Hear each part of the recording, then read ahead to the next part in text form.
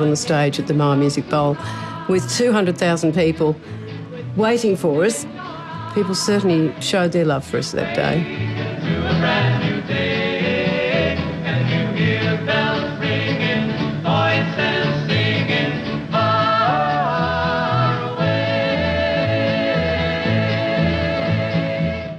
That concert at the Sydney Myer Music Bowl still is the biggest concert ever held in Australia, isn't it? It's apparently the biggest, yes, in the Southern Hemisphere. The Guinness Book of Records says so. So I believe, yes, it's fantastic, isn't it? Yes, apparently 10% of Melbourne turned out to be at that concert. When you look back at those images of you singing, what do you think? What do you hear? Oh, look, it's an eye-opener for me to realise that's the level of popularity that we had at the time. That, to me, is what stuns me. We knocked the Kinks off with that first record, I think it was. 3 weeks later, Tom Jones knocked us off with It's Not Unusual. So you just never knew what was going to happen. And we were the top-selling artists in the first 6 months of 1965. But to realise we were actually on a scale of the Beatles at certain times of our career was quite astonishing.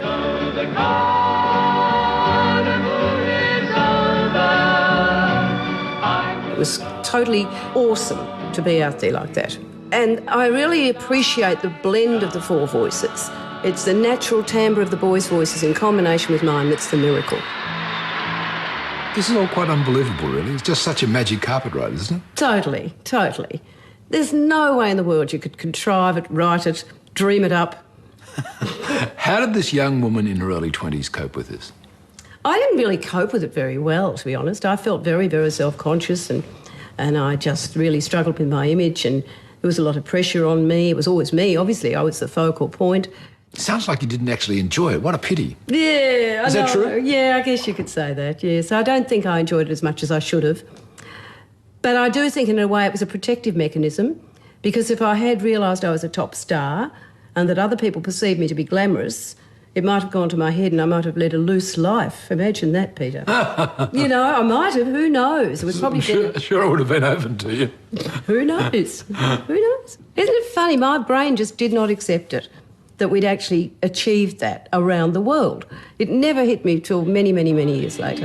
Oh, Myra, many bones in the harbor, gonna go down south and make many $1 and shake up the party, shake up the party. In 1968, when you said to the others that you wanted to leave the band, what sort of turmoil were you in? I'd been in that turmoil for 4 years, actually. It was a bit just the same. It was being able to express what I hadn't been able to express, I guess. I'll never, ever get to I didn't then and never would be able to get to a point in my life where I was ready to stop the Seekers. I didn't really want to stop the Seekers, but I needed to do something different. I left the Seekers to find out what else life had in store, which, as it turns out, happens to be as a solo artist as well as all the other things. It seems like you didn't understand the level of grief that all this was I was totally causing. unaware. Had I known the world was in tears, I would have been very disconcerted, I think. You know, the man I loved was in my life and music as well, on every level. So the Seekers was part of all that. And I wasn't in touch with the Seekers fans. I wasn't in touch with the boys.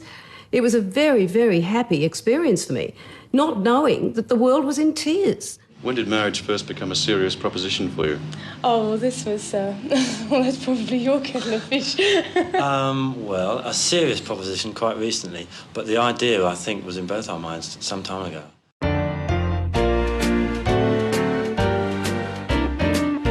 Ron did something very beautiful. The very first thing that he said to me was, "What a dolly lady." And I had no idea anybody would look at me like that, and it changed my life. On my wedding day, it was absolutely thrilling. I'd kept him waiting half an hour and he told me many years later he had started to wonder whether I was actually going to come. We didn't realise having our wedding at 5 o'clock in the afternoon on a Friday in Melbourne would cause a rumpus with the traffic. Silly thought, isn't it? Why on earth didn't that occur to us? He was a very alternative thinker. He made me more of an adventurer than I had been. We went up Machu Picchu together.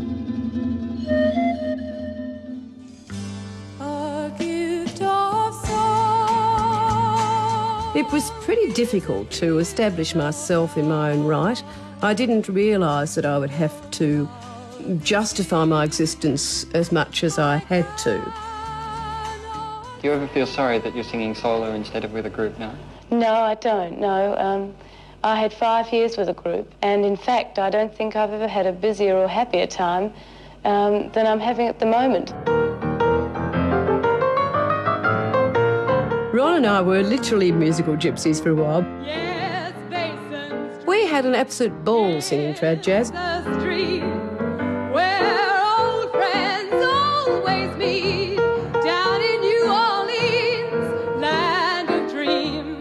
You'll never know how nice it seems or just how much it really means. What a musician, and I just can't believe how fortunate I was that he devoted himself to my career from the time we met. And dear to me, and I can lose my Basin Street blues.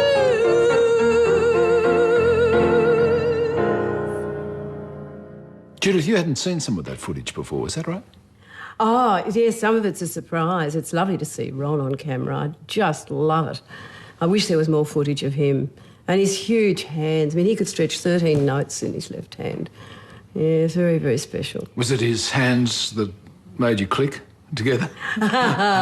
Well, he was part of the package with Ron because he was a tremendously alternative thinker and very helpful to me philosophically, psychologically. He was very helpful, a real mentor for me, and I really needed that at the time because I was a big worrier. You weren't certainly destined to live in one place. You lived all over the world. You lived in Europe a lot, you lived in the United States. We did. We were very adventurous.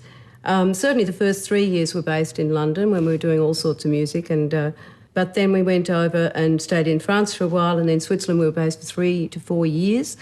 And it was during that time we had the transition into trad jazz again, which was such a surprise. But America, yes, once I was accepted in New York and Los Angeles a little bit, but mainly San Francisco. Now, you and Ron actively made a decision not to have children. We did make that decision. Yes, it came as a surprise because I thought every man would want to have children. So I thought, well, why do I think it's important to have children? It made me really question my traditional upbringing and just thinking that's the role that women and men play. But if children had come along, we always said we would have had them. You know, the time when Ron died, you would think, if anything, it might have had the opposite reaction in me, thinking, oh, if only we'd had children. But that hasn't ever been the case. Back in 1990, I think many people would recall that you had a very serious car accident. Ron was in the car too. And one of the outcomes of that was it gave you time to think and reflect. It was a very interesting period. It was tragic because the girl died who was driving the other car, and that was quite difficult at first to know what to do. And when I met her parents, that was a very, very helpful experience, and for them too.